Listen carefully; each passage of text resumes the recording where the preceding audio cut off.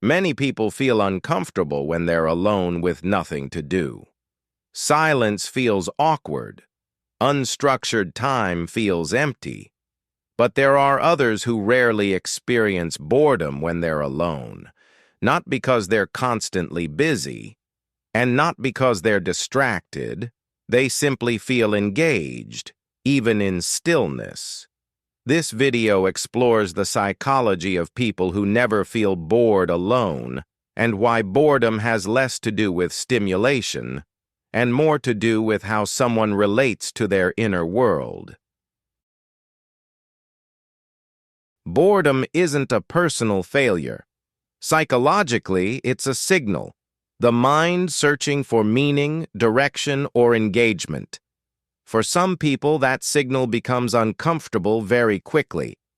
They try to escape it.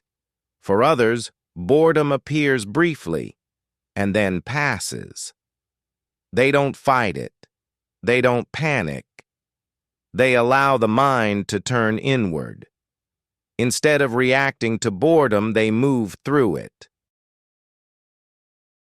People who rarely feel bored alone often have active inner worlds. Their minds don't shut down without external input. They wander, connect ideas, reflect, imagine. Thoughts don't need to be triggered. They unfold naturally. Silence becomes a space where ideas develop, not a void that needs filling. Psychologically, this kind of inner engagement replaces the need for constant stimulation.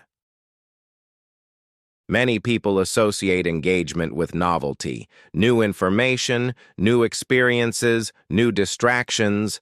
But some people engage differently. Their attention doesn't constantly seek something new. It settles. They can stay with one thought longer. Notice subtle shifts. Explore depth instead of variety. This sustained attention reduces the restlessness that often leads to boredom. Unstructured time makes many people uneasy. Without a schedule, distraction, or obligation, discomfort rises. But people who don't feel bored alone tend to experience unstructured time as open rather than empty. There's no pressure to be productive, no urgency to be entertained, no need to perform. Time becomes spacious, not threatening, and boredom loses its grip. Being alone allows emotions to settle. There's no need to respond, no need to manage impressions, no need to adjust. Thoughts are processed at their own pace. Feelings are noticed without reaction.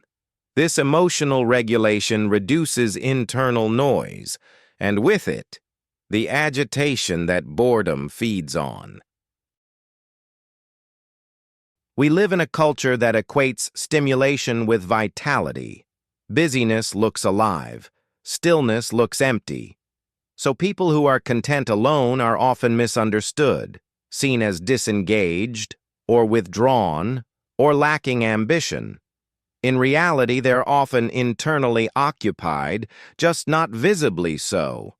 Their engagement is quiet. Never feeling bored alone doesn't make someone superior. It simply means they're less dependent on constant input. They recover faster from noise.